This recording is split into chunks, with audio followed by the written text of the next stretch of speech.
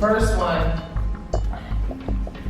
that's actually our goal for, on the signature, on high quality, standard-based, relevant curriculum and instruction by implementing expeditionary learning with fidelity and rigor K-6. So then we put all of those bullets from the recommendations underneath. Do you remember doing it? Mm-hmm. So I think I don't know if it would be better if we were to go through this and then figure out a way to, I don't know what would be the best template, because to me this doesn't look conducive to like a monitoring. This is not like a monitoring template. Yeah. I'm looking for feedback from people. Yeah, as I think back on the other schools that we've gone through, they're all kind of in the same state of developing these ideas as you are. In fact, the last CET meeting that I videoed there, I thought did a real nice job of the gentleman you had here. What was his name? Rob Heuleman. Rob Heuleman. Yeah, he did a real nice job Is it of Heuleman or? I thought it was Heuleman. Heuleman. He did a real nice job of reviewing each item and what its significance was in terms of what the state sees. But You have that on video? yeah, I got to take a look. I remember wishing I had remembered his name to put that down somewhere, but I think I've got that posted. I'll take a look. But you know, he did a real nice job of reviewing the whys and the wherefores of all the various things that the state was reviewing, and but the thing that's going to be an issue is how do we you know, in the school figure out how are we doing, and to make sure that it's an ongoing thing, because you never know from one year to the next who's going to be reviewing this. Are they going to be moving people around? You know, Right. So I kind of showed a different template, like where the recommendations, something like this, so then we can monitor, you know, at least meeting by meeting, we know who's going to be responsible for this section and where we want to go. Because this is a lot. I mean, it's like 5 pages of stuff, you know? Or, you know, or if we were to go back to this. Yeah, the other one is easier to understand. Now, is this something that you had to create, or is this something that the state or the district gave you to? We created this, about 3 years ago when we first had the SIG, when we first became a priority school. So then what we did is when we got all the recommendations from that community meeting, that then we just inputted all the little dots are the additions under the objectives. Did this document, was it given to you by the state and you just filled it in? The other one. This was the original SIG grant document. Application or proposal, and we just kind of updated it. Gotcha. Just seems like you shouldn't have to reinvent the wheel to monitor, even with these. So the other document is that the other one you just created, or that's from somewhere? That other one, Yeah. I created that. Oh. I just deleted some of the columns, because we had like, are we gonna incorporate modifications or not incorporate? So I just deleted those columns and just added some new ones. Because Cause I was like, we need to have some type of form. For the ones that we were not incorporated, you delete it. I took those out.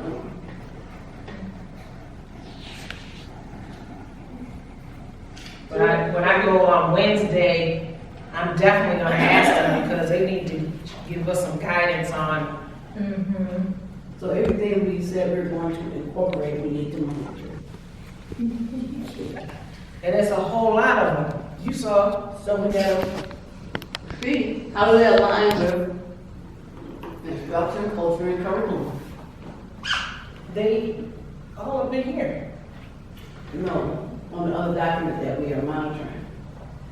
The monitoring document. The monitoring document. Are they still under those 3 buckets? Oh. Well, there's a miscellaneous bucket too. Because remember, we had some that where people were asking like, they want food.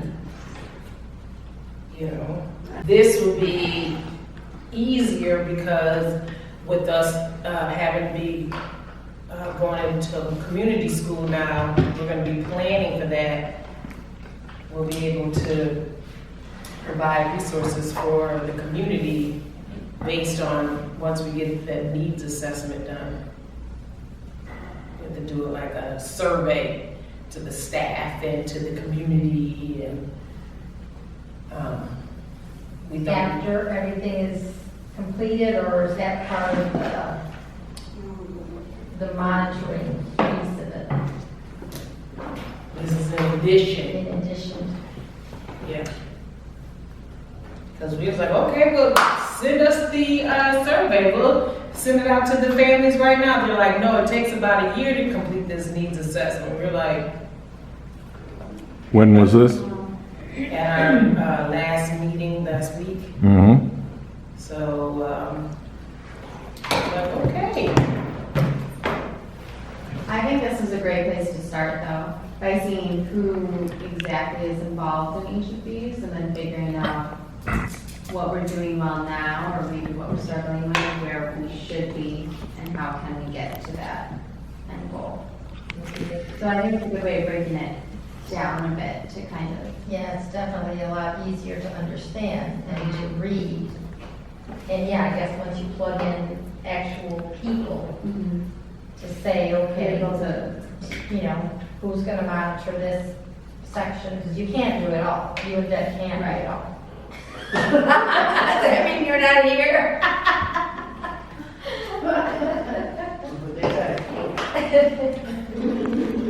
Last week was staff appreciation, and so one of our main office, she was diligent and made these superpower pill packs for all the staff, and so you know they had invisibility, they had strength, and all types of things.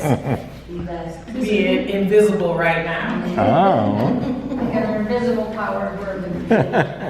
So you want to try and kind of tackle maybe some miscellaneouses?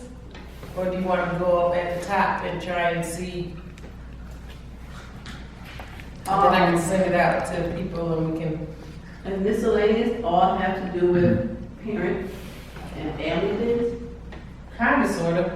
parent community. It looks like it.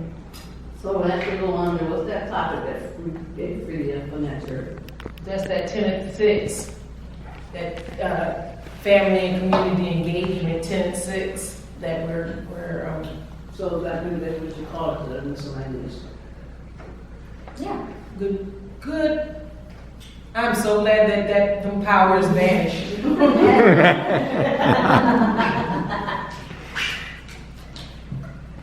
So we're gonna call this family and community engagement. And is there a section on our quarterly document I don't know, that talks about family and community engagement? they're supposedly updating it, but I haven't seen it yet. Okay. So all this, Got a number the people, so So we gotta align people to different sections. Who, you know, I need to see, I gotta see this all the time. Who would, did we assign a person over each one of these sections? You probably did. But not necessarily the family one. It was with the climate that was like Bob and Paul Clark. So I think that we need to relook at our teams, because I think we're gonna need like at least one teacher, one community person, and, I'm not, don't know all the professionals who are here, but on each one of those, how many, is it 4 total now? 4 of it. 4 total, so that as they work together or to meet, they can keep their particular section updated.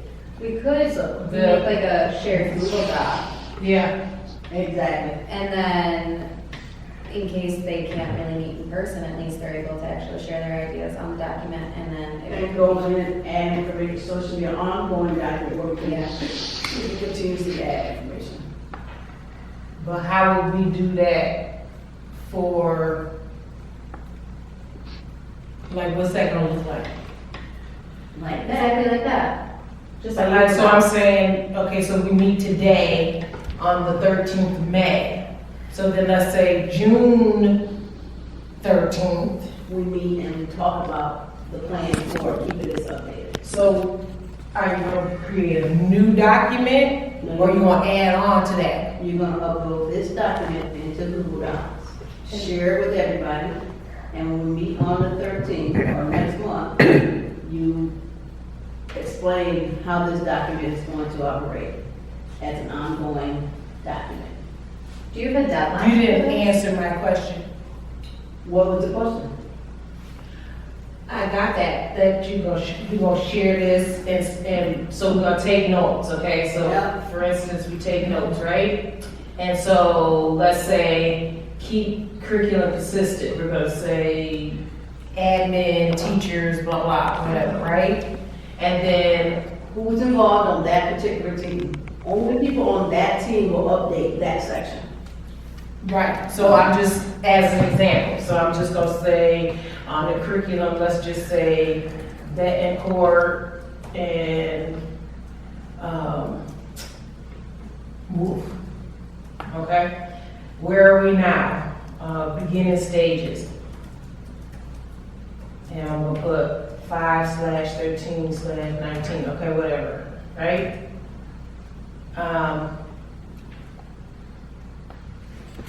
I need to know, then where are we going? I don't know what that question is referring to. What is our end goal? Our goal, Yeah, I or think next that's the steps. end goal. Yeah, next steps, or how, yeah, next steps. I don't know, I just was, I think it's the goal of where you So- want to be, and then the next section is how are you gonna get there? So it's kind of like So the cart before the horse. the end goal is what? So for each one of those, now you gotta put an end goal in. well, I mean, we don't have to, but I'm just saying, like I was just saying, No, not now, we don't have to, but eventually we gotta make sure we have an end goal in mind. but I guess my question is, I don't know if this is the right time. Right? I was just trying to, I was trying to be prepared. But my question to everyone is, how do you keep taking notes? Do you continue taking notes? So like if we meet June, I think we put the June. date and keep taking that box, that same box? So don't get long. Okay, I just need to know. So you put the date and then you write your outcome or whatever it is that you doing or did. So for May 13th, we're at the beginning stages of researching curriculum. 2 weeks later, somebody else went in there and said, we have finished unpacking module 1, adding resources, updating some cultural of this text. They might not meet again for another month, but they let you know what they did, and it's all geared towards whatever that end goal is. The end goal probably will never change once we put the end goal in there.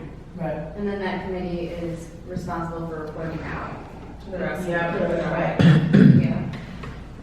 So from today and like our next meeting, could we possibly put that document out there to those specific groups and say, you have a month to work on this, and then in a month from now when we meet, they can report out and we can agree or disagree on what they wrote down? Yep. Who's in what group? I got all that in my book. You might have to adjust if it's not, even, yeah, because we don't want all of our teachers in curriculum, and then none of our teachers are in instruction. Gotcha. Or all the community people in family and community engagement, and then none of them are touching on curriculum. Now, I have a question. If this, what is the timeline here? Because we're approaching June. This is ongoing. So you're So gonna you got add this? staff. You got this? I'm about to, supposed to go work out in an hour. Didn't work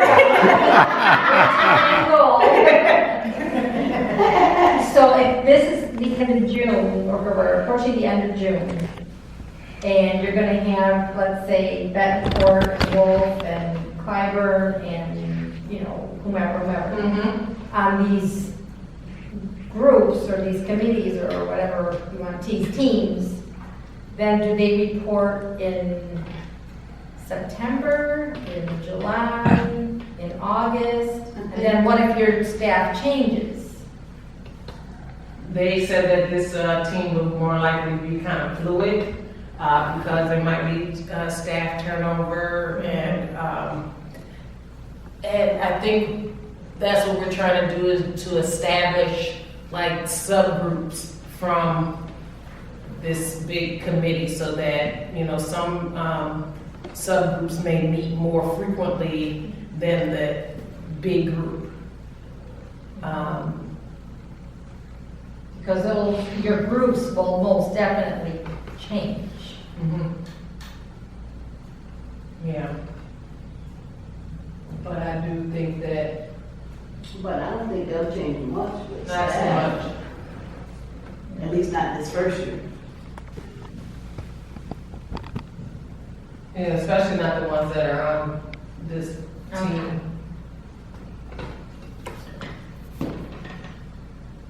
So we just gotta see what will be the We need titles of the it. titles, the headers, and then do you two have Google emails? Yeah, I've got Google email. Yeah. I do. Oh, my dad is still on EarthLink. I said, I think that's the original email. It's like, come to the EarthLink from who? No, I don't know what EarthLink is. I said, get rid of it. Gmail, Dad. Yeah, I use primarily Frontier, but I've got a Gmail But you account. can't get rid of what you have. It's like all my contacts are Yeah. Well, I have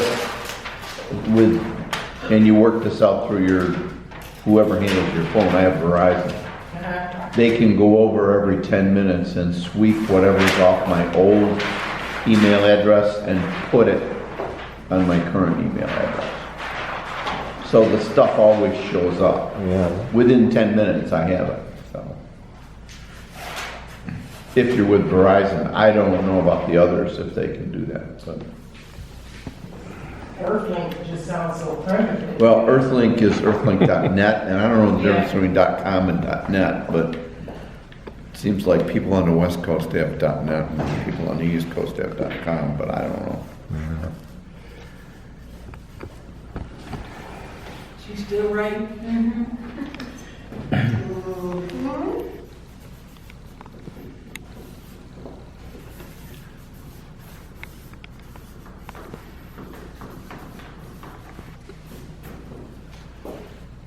Just gotta figure out how to monitor that. Okay. Well, we have that whole rubric, Oh, yeah. so. Or what will we be monitoring under that? I know parent involvement is one. She had to do the whole sheet. Because it's already filled up. It's gonna let me know what we're gonna be monitoring. Family involvement.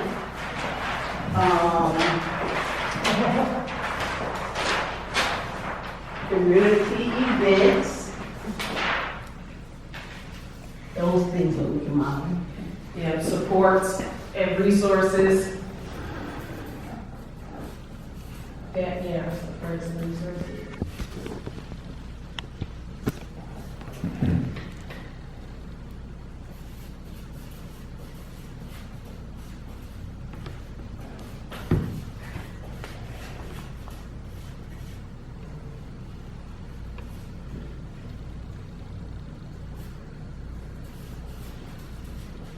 We don't have a copy of it. do No, I'll send it to you. we? If you want, I can make a Google Doc of it Okay. and send it to you so we can share it out. Well, I want to make sure we get it on Yeah, I can get everyone's Gmail. Gmail.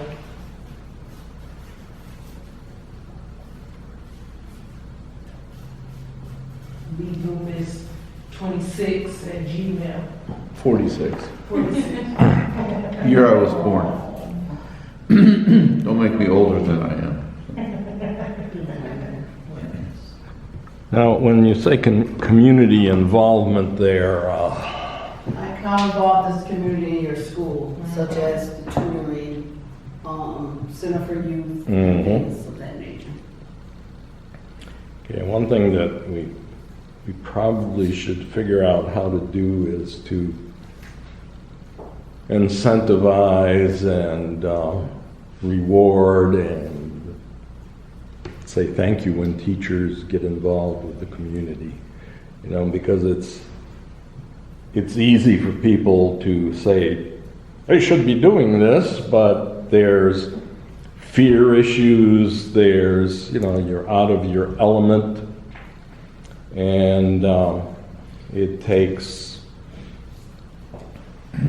cajoling and encouragement, reward to get them to get more involved, to do family visits, to, you know, and we talked to most of the schools that we were involved with about getting teachers involved in the 19th Ward Community Association, just so they would have more of a sense of what's going on. Haven't had any join yet. You know, there were so many things. I don't know if you saw the email I forwarded to you, and it was I got a response back from Jeff Ciarantino, who is one of the parents at Wilson Magnet, who is involved with the XCATs.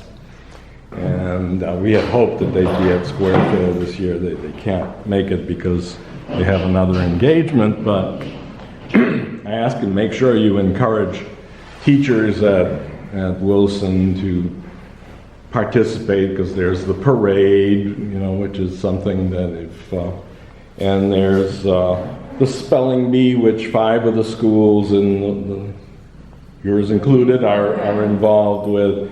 There's all sorts of things that teachers might get involved in, and I said, you know, given the amount of effort over the years, and this goes back long before I was involved with it, that the 19th Ward has had with the schools, you would think that Aberdeen Square would be paved from one end to the other with teachers on Square Fair, at Square Fair. But I'll be happy if I can count them on my fingers and toes, and I'll have to take my shoes off so I can count them on my toes.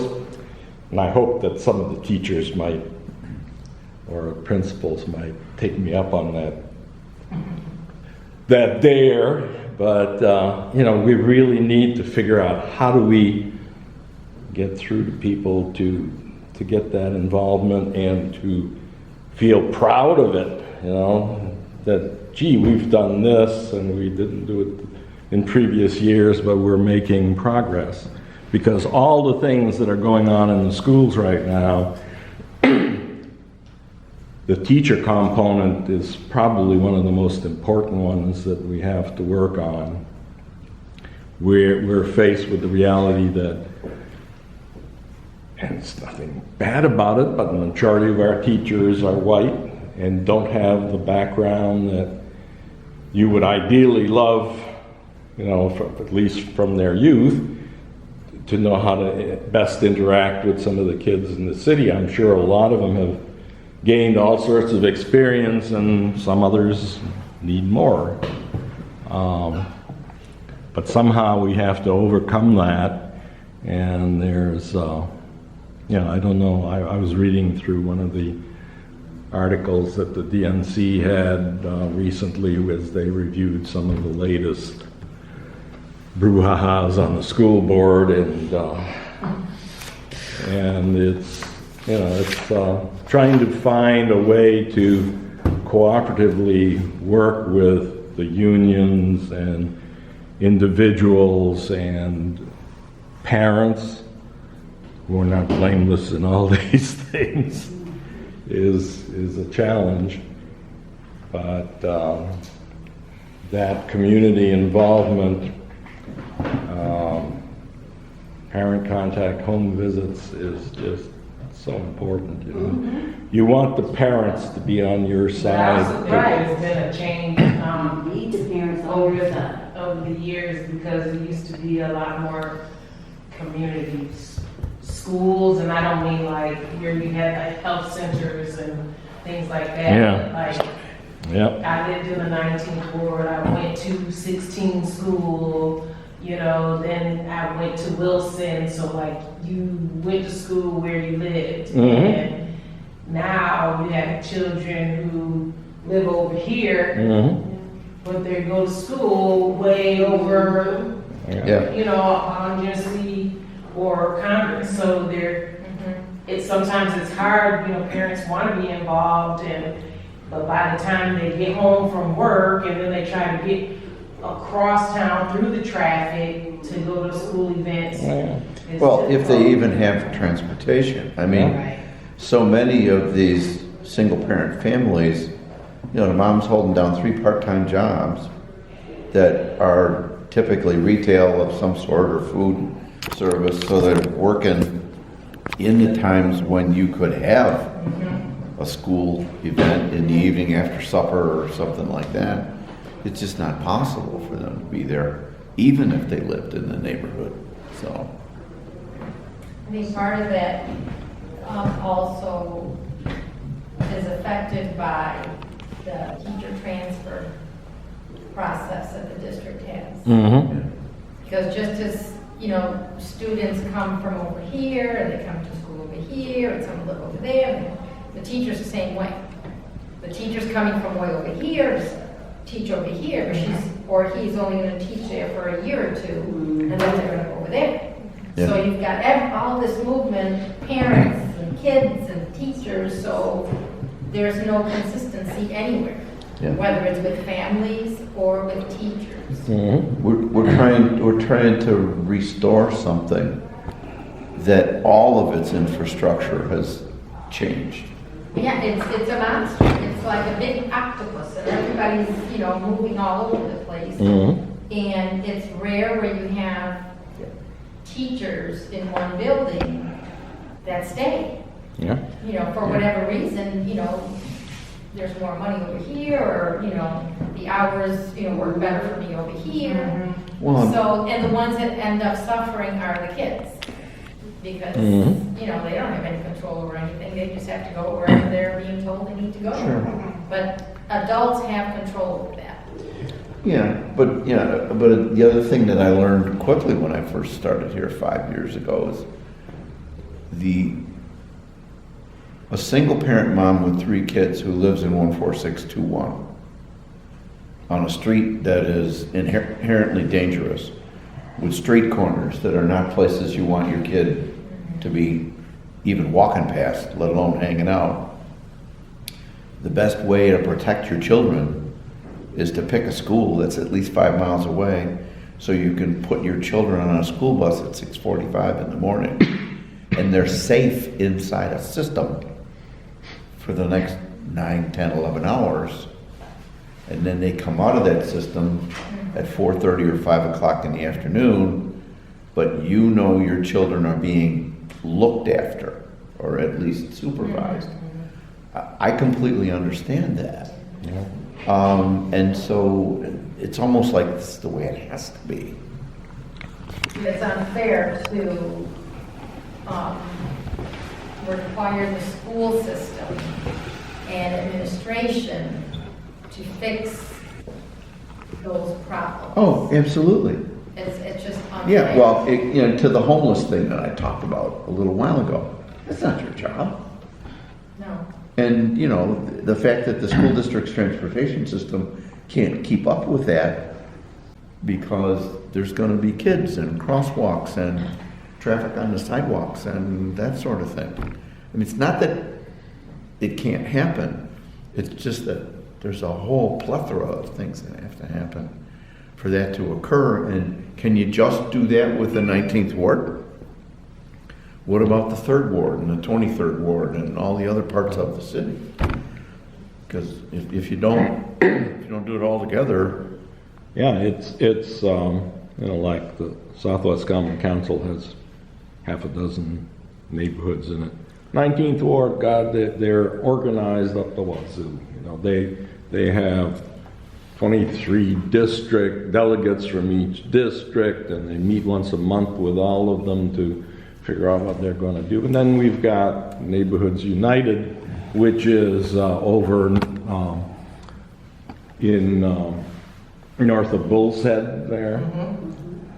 We've got one guy who's the president and the association, and he's a wonderful person, and he's done great things over the years, but you've got the whole spectrum of neighborhood associations, and I'm hoping we can get some of them fired up to get more involved with the schools, but it's a challenge. So what do you do? I mean, because these kids are 8 years old now, and they're supposed to know how to read when they're 8 years old. So you can't put them on a shelf for 24 months while we fix the system.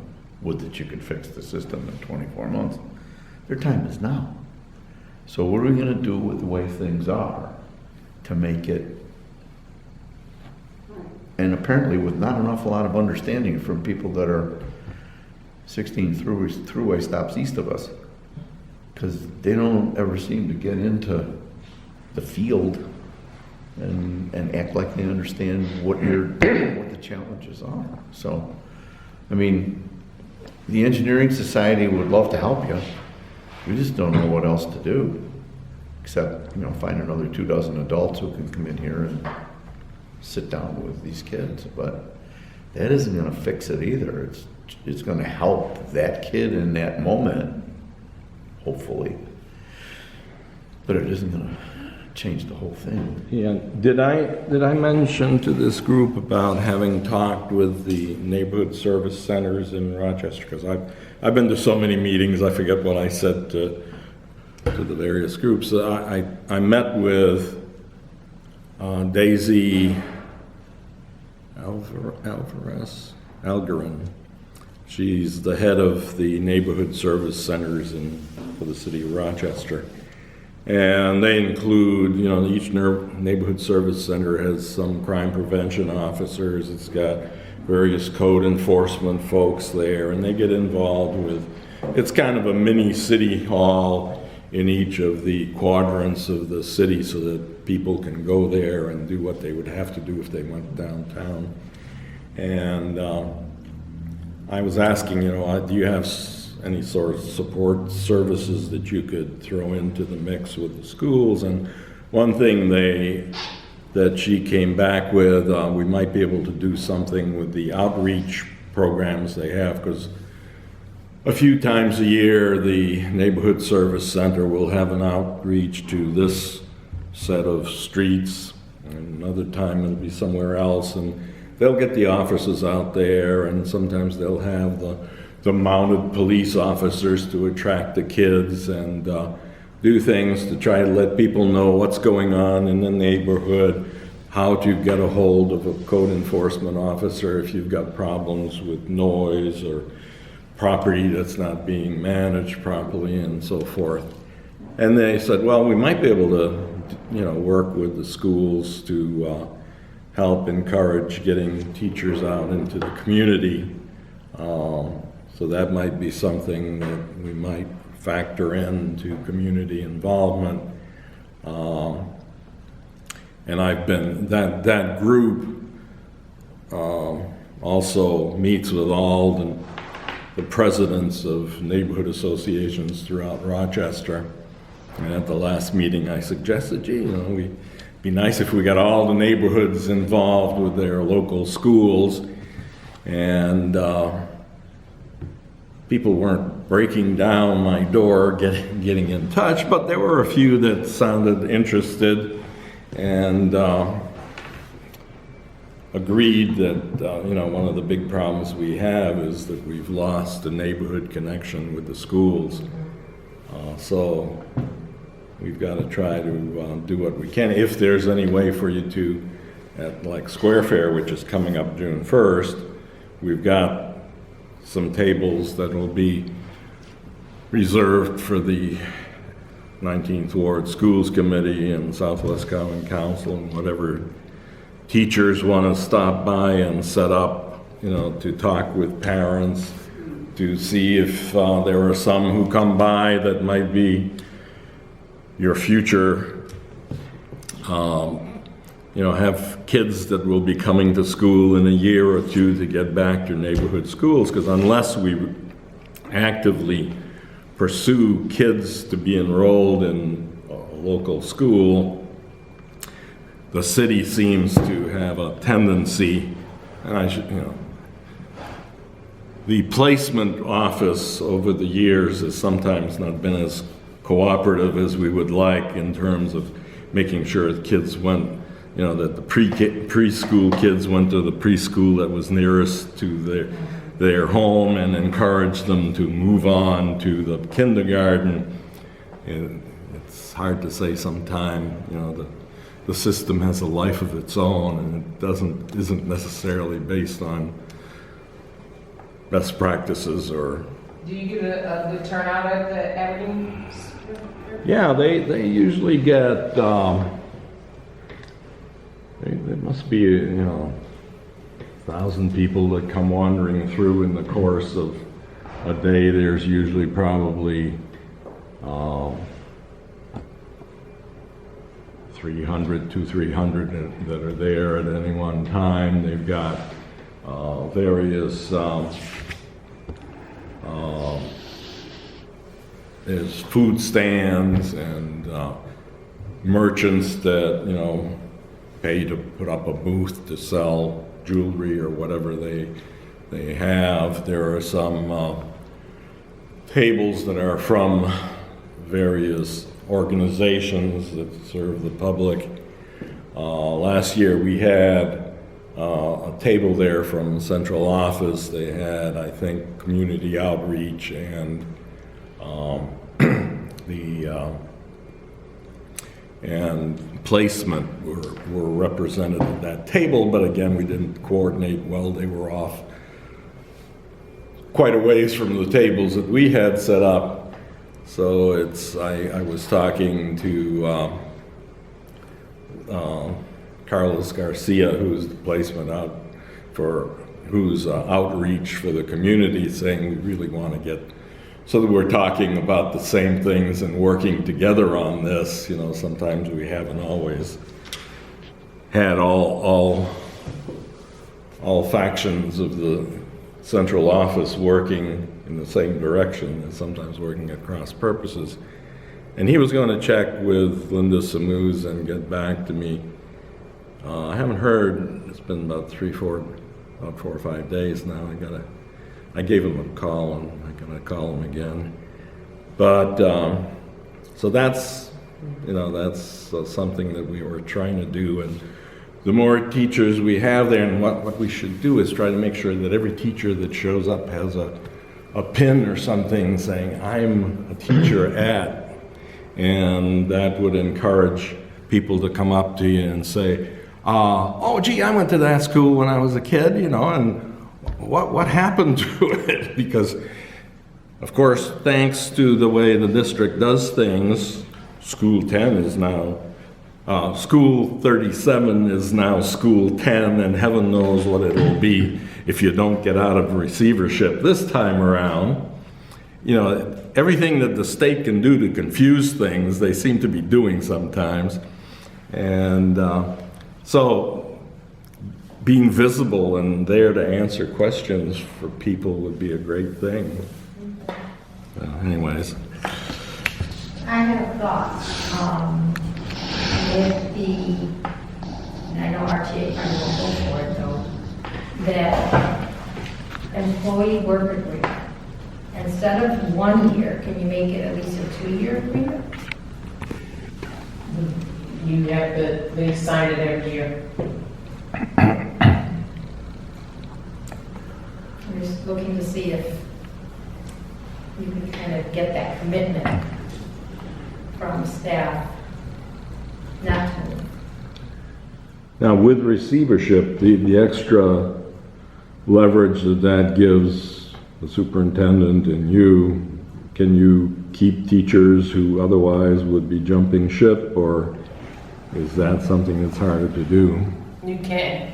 You have that leverage to do that.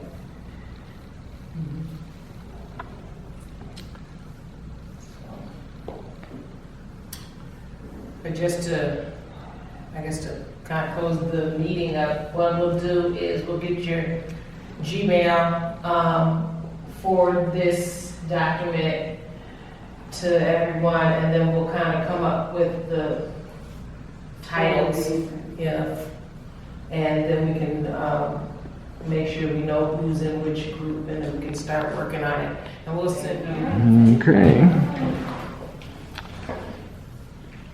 Alrighty, so we're going to be seeing a lot of folks from 10 at 19th Ward. Talk to them. Good. June 1st, right? Yeah, June 1st. Love to have you there and help publicize School 10 as much. I mean, you've got this whole renovation going on. All the things that are going positive for this school. And maybe we can have all the staff that come, they can take a sneak peek in the